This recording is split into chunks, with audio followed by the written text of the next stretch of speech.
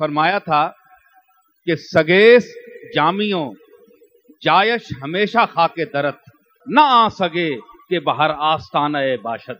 سگیس جامی ایک ایسا کتا ہے کہ اس کا مسکن جو ہے اے محمد عربی تیرا دروازہ ہے. تیرے دروازے پر بیٹھنے والا کتا ہے جامی. نہ آ سکے کہ بہر آستانہ باشد. وہ کتا نہیں جو ہر آستانے اور ہر دروازے پر پھرتا ہو، وہ کتا نہیں. یہ ایسا خاص کتا ہے جو محمد عربی کے دروازے پر بیٹھتا ہے.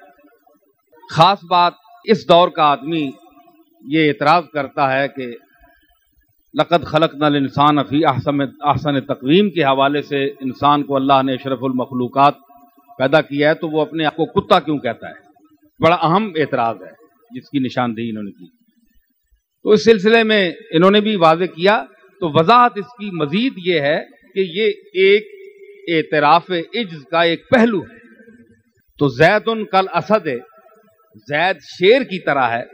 اب اس کی دم تو نہیں ہوتی یا اس کے وہ پنجے وغیرہ اور پوری حیوانیت تو اس پر نہیں ہوتی. زید کل اسد ہے. ہماری کتابوں میں جب پڑھتے تھے کسی زمانے میں، کچھ یاد ہیں باتیں، تو زید کل اسد ہے یہ مطلب نہیں ہوتا کہ وہ شیر ہے مکمل. پھر شجاعت میں، بہادری میں وہ شیر کی طرح ہے. تو جو شخص اپنے آپ کو منسوب کرتا ہے کتے کی نسبت سے، تو اس سے مطلب جو اس کا ہوتا ہے وہ اظہار انکسار ہوتا ہے. جامی صاحب نے بھی اظہار انکسار اور اعتراف عجز کے طور پر بھی جس نے استعمال کیا ہے، یہ لفظ کیا ہے. یہ نہیں نعوذ باللہ کہ اللہ نے اس کو انسان بنایا اور وہ اپنے آپ کو کتا کہہ رہا ہے. اعتراف عجز ہے. اللہ کے فضل سے رودکی سے گرامی تک کا ادب کا مطالعہ اور وہ دور جاہلیت سے متاخرین تک عربی کا مطالعہ ہم نے کیا ہے. ساری عمر گزری ہے اسی دشت کی سیاحی میں.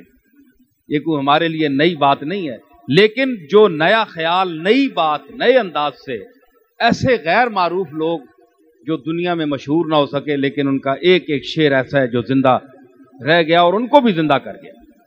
کہتا ہے پروفیسر صاحب ملاحظہ فرمائیں گے کہ شادم کے دامنم سگے کوئے تو می کشد. کہتا میں خوش ہوں اس لیے کہ میرا دامن تیری گلی کا کتا کھینچ رہا ہے. میرے دامن کو پکڑا ہے تیرے گلی کے کتے نے، میں اس پر خوش ہوں. شادم کے دامنم سگے کوئے تو می کشد وی شادیے دیگر کے بسوئے تو می کشد. اور یہ دوسری خوشی یہ ہے، ایک تو تیری گلی کا کتا مجھے پکڑے ہوئے ہے، اور دوسری خوشی یہ ہے کہ وہ تیری طرف مجھے کھینچ رہا ہے. تیری گلی کا کتا میرے دامن کو کھینچ رہا ہے، اور دوسری خوشی یہ ہے کہ تیری طرف کھینچ رہا ہے، کیونکہ اپنے مالک کی طرف وہ بھی جا رہا ہے اور مجھے بھی لے جا رہا ہے. تو وفاداری، خلوص، جیسا کہ پروفیسر صاحب نے کہا، یہ تفسیر روح البیان نے، مفسر روح البیان نے ایک آیت کے تحت کتے کی 10 خصلتیں لکھی ہیں. اس نے کہا، لکھا اسماعیل حقی افندی مصری نے، کہ اگر یہ انسان میں پائی جائیں تو وہ کامل ولی ہو جائے. عرض کیا ہے کہ رحمت کا بلاوا دفتر ہے سیاہ یا دھلا ہے آجا. دفتر ہے سیاہ یا دھلا ہے آجا، مالک تیرا فضل پر تلا ہے آجا. دفتر ہے سیاہ یا دھلا ہے آجا، مالک تیرا فضل پر تلا ہے. مایوس نہ ہو کثرت عصیاں کے سبب، مایوس نہ ہو کثرت عصیاں کے سبب، دروازہ مغفرت کھلا ہے آجا. اعلان رحمت حق تعالی کہ دروازہ فضل کھٹکھٹائے تو صحیح، دروازہ فضل کھٹکھٹائے تو صحیح، دل میں جو مقاصد ہیں بتائے تو صحیح. منہ مانگی مرادوں سے بھروں گا جھولی، لیکن میرے در پہ کوئی آئے تو صحیح. आन को सोच से फुजू देता है, देखा होगा कभी बरसता बादल, वो देने पे आ जाए। इंतबाह रब्बानी कि गैरों से ये रस्म राह मेरे होते, गैरों से ये रस्म राह मेरे होते, दर पर्दा बुतों की चाह मेरे होते। गैरों से ये रस्म राह मेरे होते, दर पर्दा बुतों की चाह मेरे होते। किस शय ने तुम्हें मुझसे किया मुस्तगनी, या अय्युहल इंसानो मा गर्रका बिरब्बिकल करीम। किस शय ने तुझे मुझसे किया मुस्तगनी, औरों की तरफ निगाह मेरे होते। इंसान अपने आप को बहुत बड़ा समझता है, उसकी हकीकत कुछ भी नहीं है। कुरान ने बयान किया, खिलकत में तुराब के सिवा कुछ भी नहीं, खिलकत में तुराब के सिवा कुछ भी नहीं, एक असले खराब के सिवा कुछ भी नहीं। रख ले कोई भी नाम, कुछ भी बन जा, तू कतरे आप के सिवा कुछ भी नहीं। अर्ज किया एक कुरानी आयत के तहत कि इतना ना अकड़, ना इतने जज्बात में रह, इतना ना अकड़, ना इतने जज्बात में रह, हद से न गुजर, दायरा ए जात में रह। इतना ना अकड़, ना इतने जज्बात में रह, हद से न गुजर, दायरा ए जात में रह। एक कतरा नापाक नसब है तेरा, एक कतरा नापाक नसब है तेरा, औकात यही है तेरी, औकात में रह। इतना ना अकड़, न इतने जज्बात में रह, हद से न गुजर, दायरा ए जात में रह। एक कतरा नापाक नसब है तेरा, अलम यकु नुतफतम मिन मनिय्यिन युमना सुम्मा काना अलकतन फखलक फसव्वा। ये इसकी हकीकत है। खत्मे नबूवत के हवाले से एक रुबाई कि मा फौके उकूल बन के आ टपका है, मा फौके उकूल बन के आ टपका है, उम्मत में फजूल बन के आ टपका है। बरसाती नबी कई सुने और पढ़े, अब तू भी रसूल बन के आ टपका है।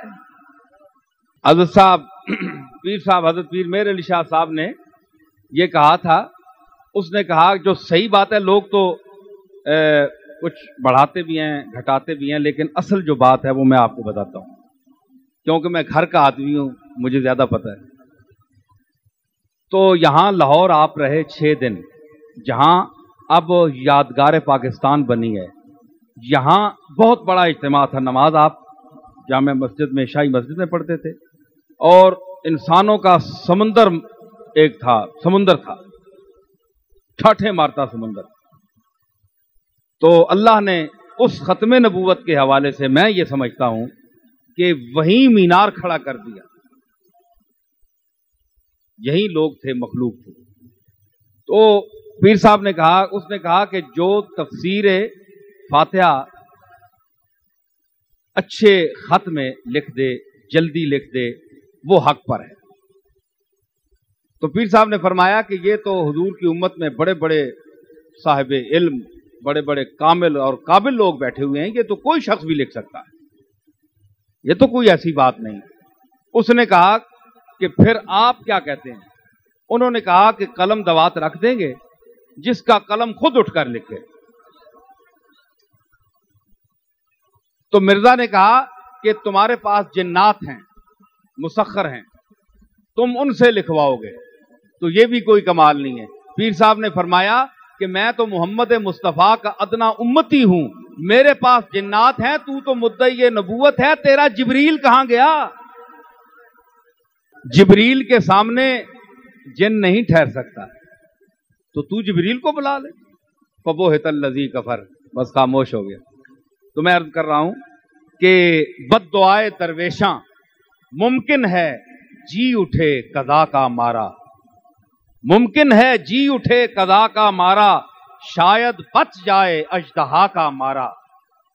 मत छेड़िए अल्लाह के दरवेशों को, मत छेड़िए अल्लाह के दरवेशों को, उठता नहीं इनकी बद्दुआ का मारा।